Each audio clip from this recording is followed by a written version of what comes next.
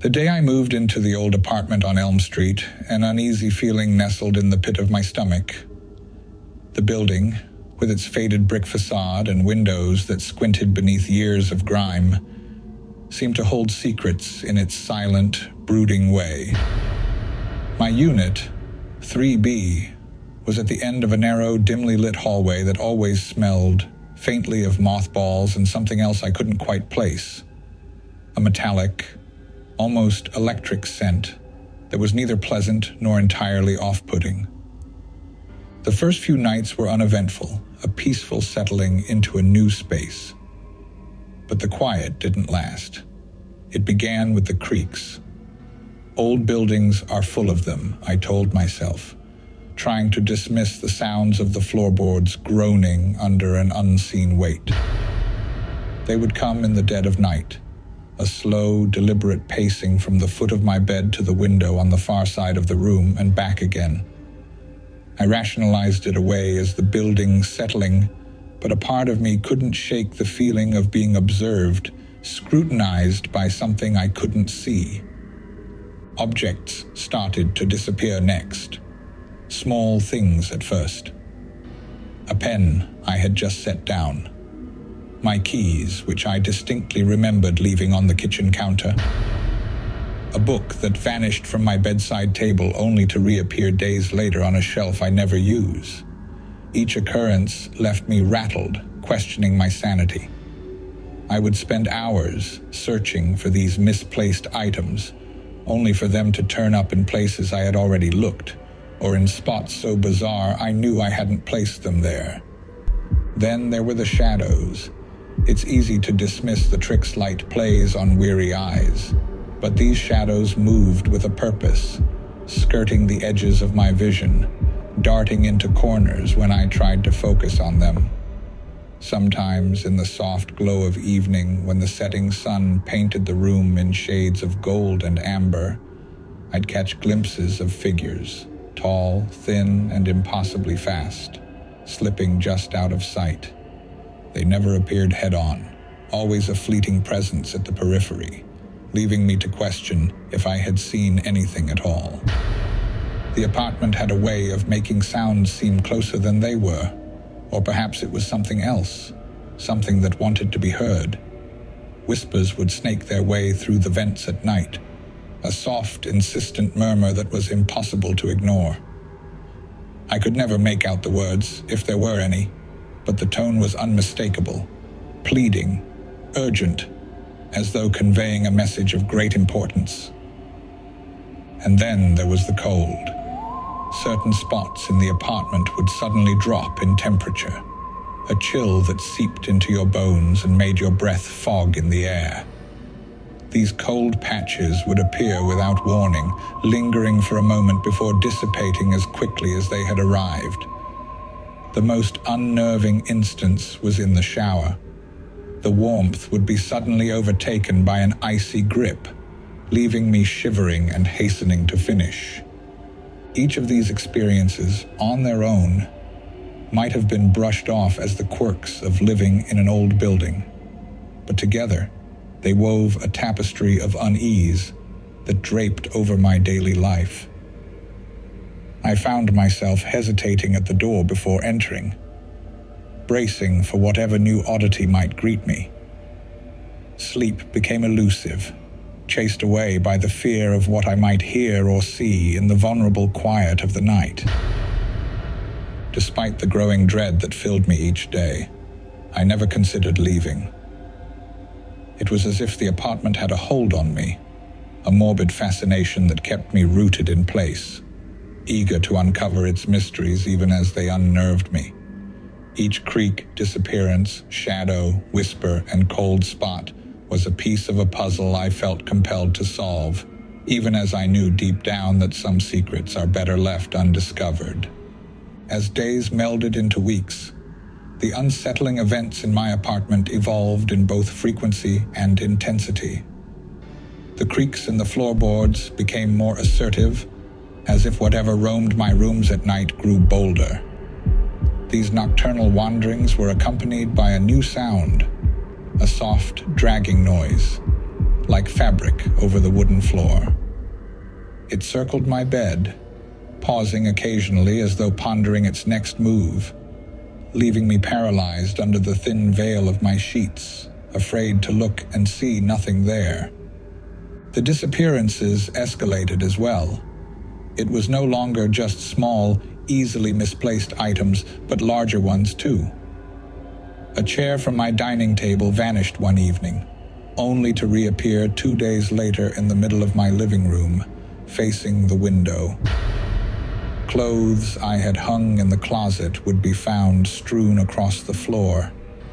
And once, a mirror from the bathroom wall was discovered leaning against the front door, as if suggesting I look at myself before leaving, or warning me not to go. The shadows took on more distinct forms. They lingered longer at the edge of my sight, allowing me to catch details that sent shivers down my spine. Elongated fingers, the hint of a hollow eye socket, the suggestion of a grin where no face should be. These apparitions no longer fled when I tried to confront them. Instead, they faded slowly, as though savoring my fear. The whispers became voices, distinct yet unintelligible, as if a group of people were conversing in a room just out of sight. Sometimes I would wake to the sound of my name being called from the other end of the apartment, a soft, sibilant hiss that seemed to come from everywhere and nowhere. On more than one occasion, I found myself walking towards the source of the sound, only to snap out of my trance-like state and retreat in confusion and terror. Cold spots became frequent, and with them, a feeling of being watched, of a presence hovering just over my shoulder. The air would grow thick, hard to breathe, and I would find myself gasping for breath in my own home. The temperature in these spots was so frigid that ice would form on the inside of the windows, intricate patterns that looked almost like fingers clawing at the glass. Electronics began to malfunction. Lights would flicker or explode in showers of sparks. The television would turn on by itself in the middle of the night, blasting static at a volume that filled the apartment with a cacophony of noise. My phone would take pictures on its own, capturing images of empty rooms where the corners seemed darker than they should be, as if the shadows were denser, hiding something just out of view. Perhaps the most disconcerting experiences were with the mirrors. My reflection began to delay, moving a fraction of a second after I did, creating a disorienting effect that made me doubt my senses. Sometimes, I'd catch a glimpse of something moving behind me, but when I turned, there would be nothing. The air around the mirrors would grow cold, and a fog would form on the surface, obscuring my reflection and leaving me to wonder what was looking back from the other side. Each of these experiences seemed designed to unsettle, to unnerve, to make the apartment feel alive with an unseen presence. The line between my waking life and nightmares began to blur, leaving me to question what was real and what was a figment of my overtaxed imagination. The apartment, with its creaks, shadows, whispers, and chills, had become a character in its own right, a silent observer to the growing horror within its walls. Yet, for all the fear it instilled in me, a part of me was captivated by these occurrences.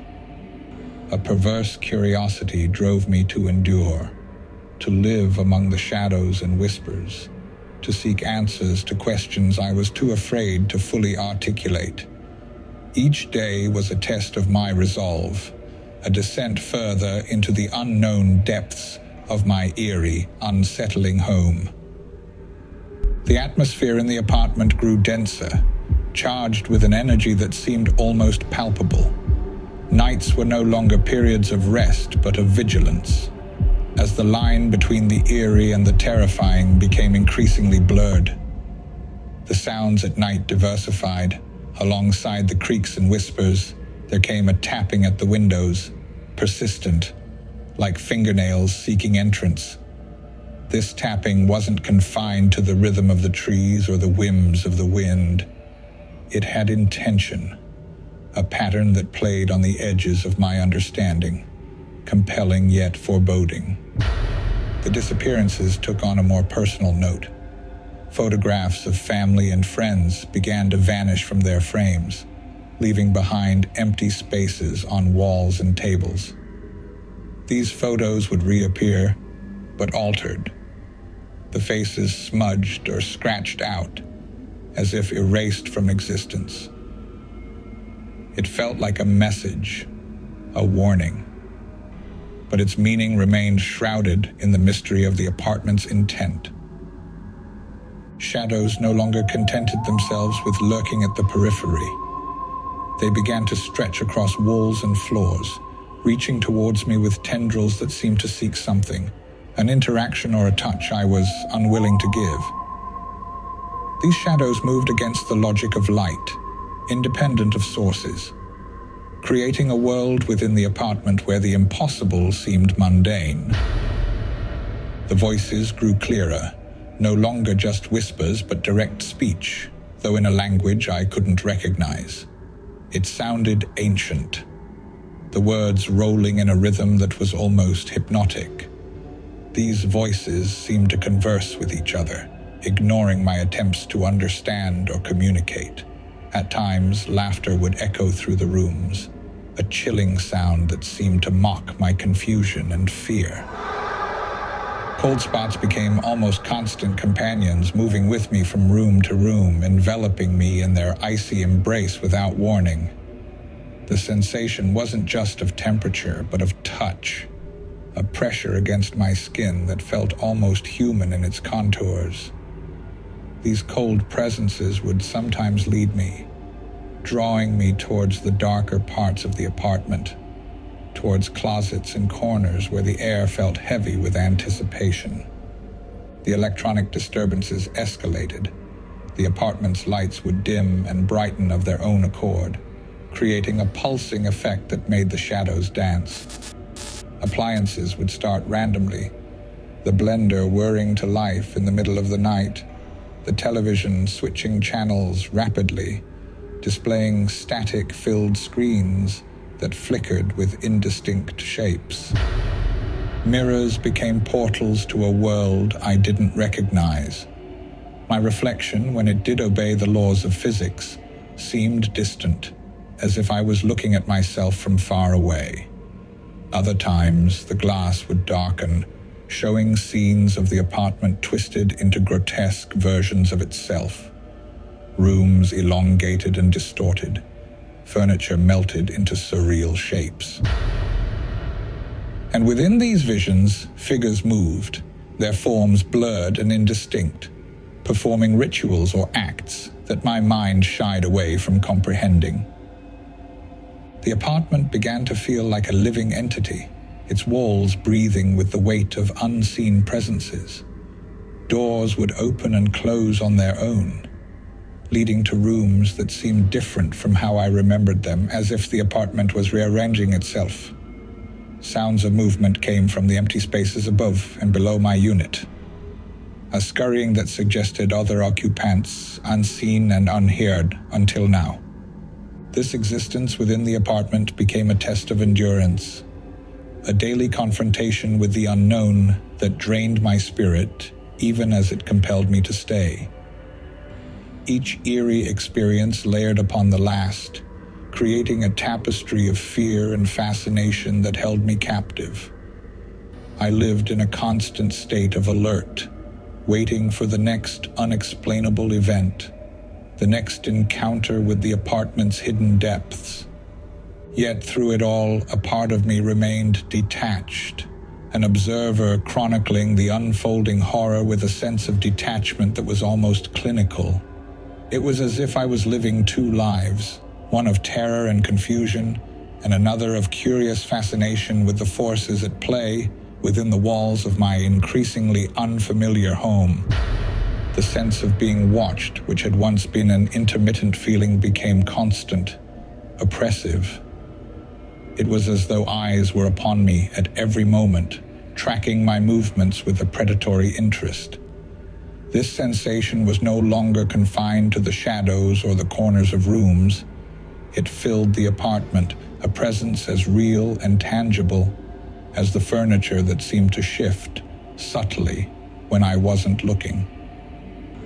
The nights grew longer, or perhaps it only felt that way, as sleep became a rare, fitful respite from the growing terror. It was during these nights that the sense of being chased took root in my psyche. The creaks and whispers seemed to be closing in on me, no longer content to merely observe. I would wake from slumber with my heart pounding, convinced something was just behind me, only to find nothing there but the oppressive darkness and the weight of unseen eyes. This feeling of pursuit wasn't limited to the darkness. Daylight offered no sanctuary. The apartment seemed to narrow around me, hallways stretching and contorting in ways that defied logic, leading me in circles when I tried to move from room to room. Doors would slam shut of their own accord, cutting off my retreat, forcing me to press forward into areas where the air grew thick with anticipation. The tapping at the windows became frantic, desperate, as if whatever resided outside sought entry with a newfound urgency. I stopped looking out, afraid of what I might see pressing its face against the glass, its features obscured, but its intent horrifyingly clear.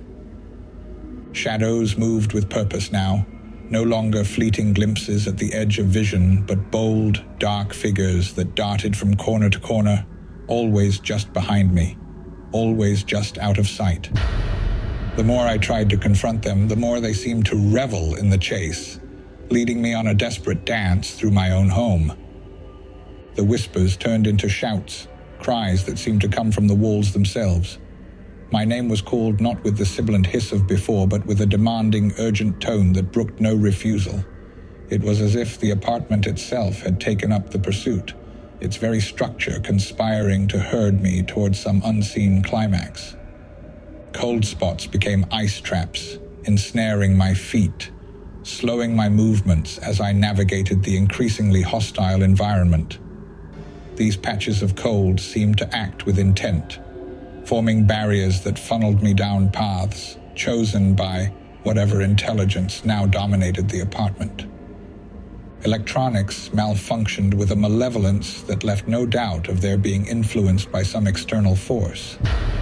Lights would flicker out, plunging me into darkness at the most inopportune times, or blaze to life, blinding me and leaving after images that obscured my vision as I stumbled through my own home. Mirrors no longer showed anything recognizably human. My reflection, when it appeared, was twisted, a caricature of fear that mocked my plight. Other times, the glass would serve as windows into parts of the apartment I couldn't physically reach, showing me glimpses of rooms where the shadows congregated, where the air seemed to pulse with a dark anticipation. The sensation of being chased culminated each night as I retreated to my bed, the one place that felt marginally safer, only to lie awake, listening to the sounds of something moving just beyond the walls, just beneath the floor, always circling, always hunting. The chase was a mental one as much as a physical, a relentless pressure that left no room for rest, for peace, for anything but fear and the primal urge to flee. Yet there was nowhere to flee to. The apartment had become a maze, a trap that twisted around me, confining me within its eerie, shifting boundaries. Each attempt to escape only led me deeper into its heart, into the darkness that seemed to beat with a life of its own. In this world of shadows and whispers, of chases and traps, I found myself lost, a stranger in my own home, pursued by something I could not see, could not understand. The horror was not just in the chase, but in the realization that there was no escape, that the apartment itself was the predator, and I, its chosen prey. The cumulative weight of weeks, perhaps months, of unrelenting fear and surreal occurrences had taken its toll. My apartment, once a sanctuary, had transformed into a labyrinthine prison, its walls imbued with malevolence, its air thick with the anticipation of something sinister. The feeling of being hunted had escalated into a constant oppressive presence, a force that seemed intent on driving me to the brink of madness.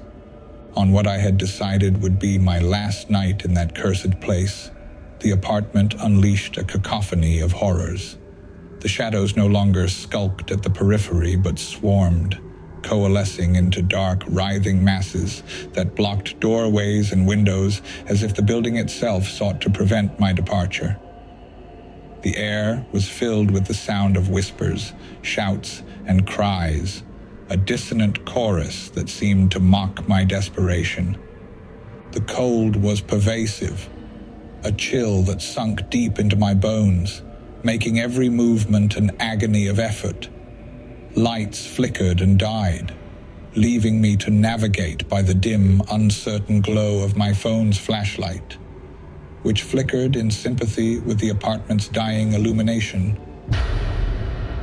Each step was a battle, fought against unseen forces that sought to delay, to confuse, to trap me within these walls forever. I reached the door. It stood closed, as it always had.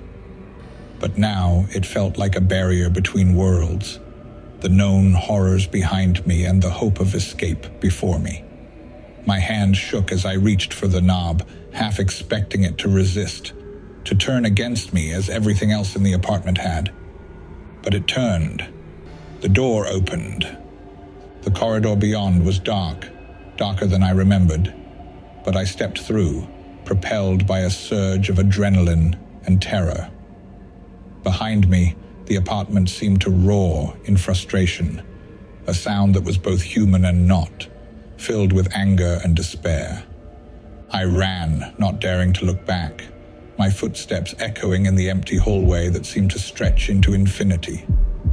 Then, suddenly, I was at the building's entrance, pushing through the doors into the cool night air, a freedom so long dreamed of now, a reality.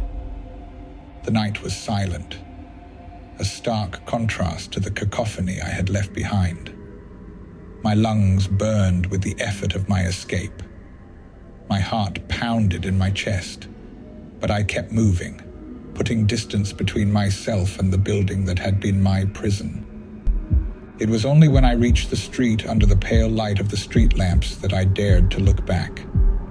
The building loomed dark and silent, a monolith of shadows, and there in the window of my former apartment was a shadow. It was motionless, just a darker patch against the night, but I felt its gaze on me, cold and unyielding. That shadow, whether a watcher or a warden, remained etched in my memory as I turned away and ran until the building, the apartment, and the horrors it contained were nothing but a nightmare fading in the light of dawn. The escape was a beginning, not an end. The experiences within those walls would haunt me, a constant reminder of the unseen, the unexplained, the horror that had pursued me. But for that moment, as I fled into the night, away from the grip of an unknowable terror, there was a sense of victory, however fleeting, in my escape.